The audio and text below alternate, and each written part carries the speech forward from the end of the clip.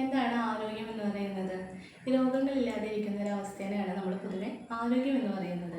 എന്നാൽ രോഗങ്ങളില്ലാതിരിക്കുന്ന എല്ലാ അവസ്ഥയും നമുക്ക് ഒരു മനുഷ്യൻ പൂർണ്ണ ആരോഗ്യവാനെന്ന് പറയാനായിട്ട് സാധിക്കുമോ? ഇല്ല.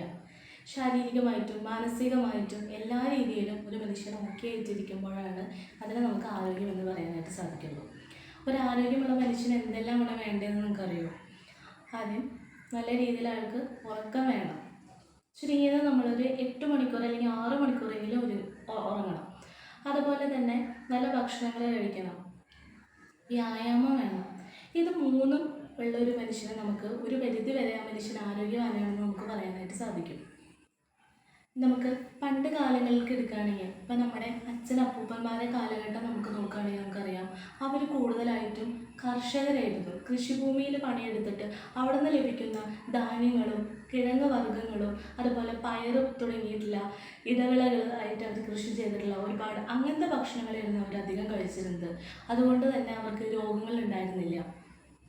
ഇന്ന് നമുക്ക് അറിയാം, ഇന്നത്തെ ജനത അധികം ഫാസ്റ്റ് ഫുഡിൻ്റെ പിന്നാലെ കിടന്ന് പായുകയാണ്.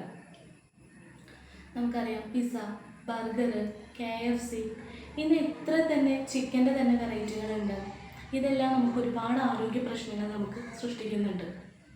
അലർജിയിൽ നിന്നും തുടങ്ങുന്നത് ക്യാൻസർ പോലത്തെ മാരക രോഗങ്ങൾ വരെ നമുക്ക് ഉണ്ടാകുന്നു.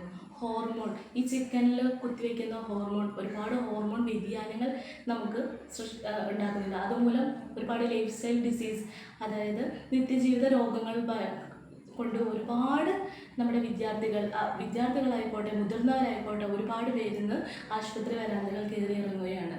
അപ്പോൾ ഇതിനൊക്കെ ഏറ്റവും പ്രധാനമായിട്ട് നമുക്ക് വേണ്ടത് ഭക്ഷണം നമ്മൾ നല്ലൊരു രീതിയിൽ നമ്മൾ ശ്രദ്ധിക്കേണ്ട ഒരു ഘടകമാണ്.